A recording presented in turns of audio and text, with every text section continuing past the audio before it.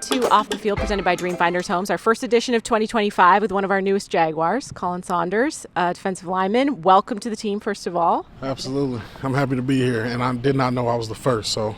You were the first. You were the first episode, first week one. We're getting ready for the season.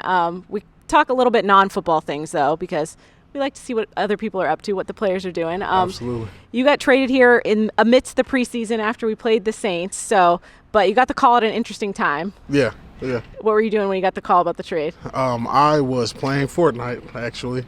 I don't know if I won that game. I probably didn't because I was a little distracted. Okay.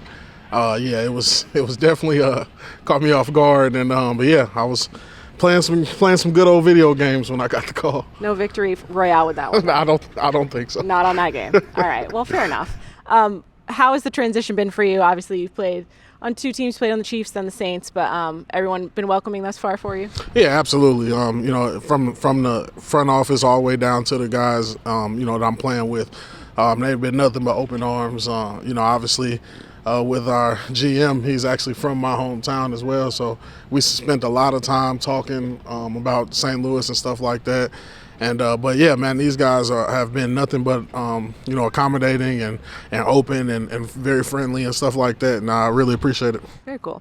I will tell you, when you got traded, I got more than 2 or 3 text messages about Kameron Saunders' brother being traded to the Jaguars. Yeah, I'm no longer the most famous Saunders. He is very famous. He's a choreographer, most recently working on the Eras Tour with Taylor Swift. So I know you guys are very close, but that's pretty cool what he's been able to do in his line of work. Yeah, absolutely. I always I'm the younger bro. I'm the youngest brother, actually. So for him to, watch me get drafted, watch me go achieve my dreams and stuff like that, it was like literally flipped. When he announced that he was on the tour, and then just watching him be on tour and watching, how he interacts with the crowd, I always equated to just like him watching me play on the Sundays. And it's, I get kind of feel a little fuzzy feeling inside every time I watch them videos of him doing a little Like Ever part on on that song. So, but it's been very, very interesting to watch, and just, I'm super supportive of him, super proud of him,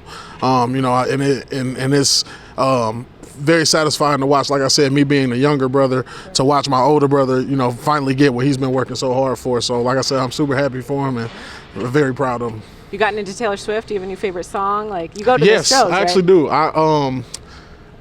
There's a song playing in like a Target, and I can't remember the name of it, but it's like some That's My Man. Mm-hmm. And I don't even know the song title or nothing, but it's just like when you talk about pop culture.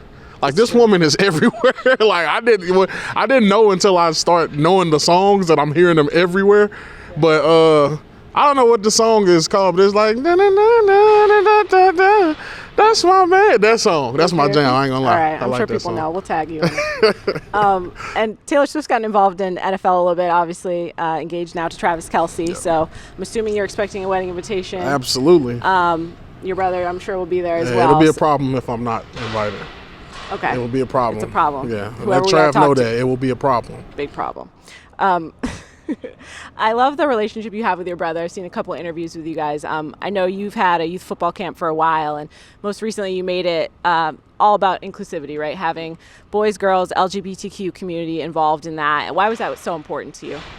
Because, like I said, my brother has been involved in my football career from the jump. Like, I'm talking about from I started playing, I want to say, in 4th or 5th grade, and he's been in every game almost since then. Obviously, with schedule conflicts, some of them he couldn't make, but he's been in everything. And, one thing that I always notice is, no matter what the connection is to the game, a lot of people, especially within the LGBTQ community, feel shy away from it a little bit, shy away from wanting to go to the games just because how it'll be perceived and, how the general atmosphere of football is.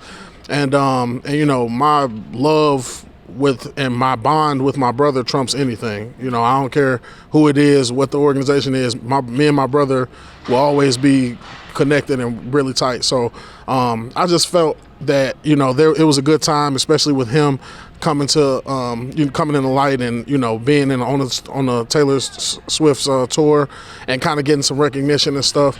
I've always, like, with my foundation that I started, I've always kind of done just things that affected me growing up, whether that be food insecurity, whether that be, you know, gun violence and stuff like that. And it just so happens that this one is the one that got all the headlines, you know. Sure. So, but like I said, that's affected me growing up. You know, obviously watching my brother kind of go through the hardships of being openly gay and, you know, being openly himself, and, you know, just how differently he had to live compared to me. You know, that's kind of my way of showing him my support for him, my love for him, and, you know, just always trying to be there and be a positive presence, because that was the whole goal of the camp. You know, obviously there's a lot of comments and stuff on social media posts, but my main goal is not to turn anybody's children any other orientation. It's just to preach empathy and, you know, just treating others how you want to be treated. And so that was kind of my whole goal with the camp. And I think that up to the camp, there was obviously a lot of, you know, comments and stuff, but then after the camp and kind of, you know, the interviews that were captured at the camp and these kids talking about how comfortable and safe they felt within the camp, I think that opened eyes to what I was trying to accomplish. Sure. At the end of the day, being included and having everybody feel welcome. Absolutely. Absolutely. For sure. I know your personality has very much shown through already to your teammates, and so we finish these up with, we do some rapid fire questions about your teammates. So these are new guys, but we want to kind of get your thoughts on it. So we know you play Fortnite, so who's a gaming buddy of yours on your team, or who do you want to play games with? Oh, see, I think I want to say D Ham. Okay. I want to say Devon because he just seems like a gamer. He can get with it? Yeah. All right. I respect that. Do you play this is a two-parter. Do you play any instruments, and who would you be in a band with? Yes, I actually do play probably like 4 instruments, I think. Multi-talented. I play piano, trombone. What else do I play? Oh, violin, and the violin. I think that's it. So I play 3 instruments. Okay. A lot, but and then who would I want to start up a band with? Yep. We might not know who's musically talented yet. I don't know who's musically talented yet, but as far as just the charisma and energy you need for a band, I'll probably have to go with Josh Hines Allen. He would bring the star factor. Exactly. You know, and sometimes it's the star factor and then the talent. I don't need him to have much talent because I got that part. You just bring the star factor. I like that. Choreographed celebrations. I assume your brother helps you out with that, right? Yeah, so, I have a go-to for that. Okay. I got a guy. You got it down? Yeah. All right, cool. You're a bit of a hooper? Oh, yeah. A bunch of a hooper, actually. Who can keep up with you? They got a mini hoop in there. Nobody? No. Just it? Nobody. All right. Trayvon might have something to say about that. State champ in Georgia, I believe, 2 years. That's nice. Yeah. That's fine. That's great. But not good enough. I haven't met a person yet who has successfully stopped me from scoring the bucket. I'll just put it that way. And some interceptions too. So yeah, absolutely. Like multi-talented man. You can see the talent. You can see the athleticism. So, you know, I'm what they would consider a rec or park hooper. Okay. You know what I mean? Like I was not really a 5-on-5 type of body because they always wanted me to play like center and stuff. And I'm like, I am 6'1". I'm not. You know, like I'm a guard height. I'm just, you know, this way instead of this way. But it's still, you know, there's mass there. It's just. I feel like I can move my mass pretty well though. We'll pick up maybe. Yeah, okay. Yeah, pick up. That's my go-to. All right. Now that you're in Florida, who's gonna be your beach buddy? Who's gonna be my beach buddy? So I would say that one of my beach buddies is gonna have to be an O-lineman. Okay. So that my body looks better by comparison. But because I don't think. I wouldn't want to go with too many skinny guys like all these receivers. Doing too much. Yeah, and all muscly and stuff. Like we just need, you know, like give me like what's his name, Cole, or give me somebody like that. Wherein by comparison, you're looking good. Yes, that's what I'm aiming for. I love that. That's our off the field here with Khalen Saunders.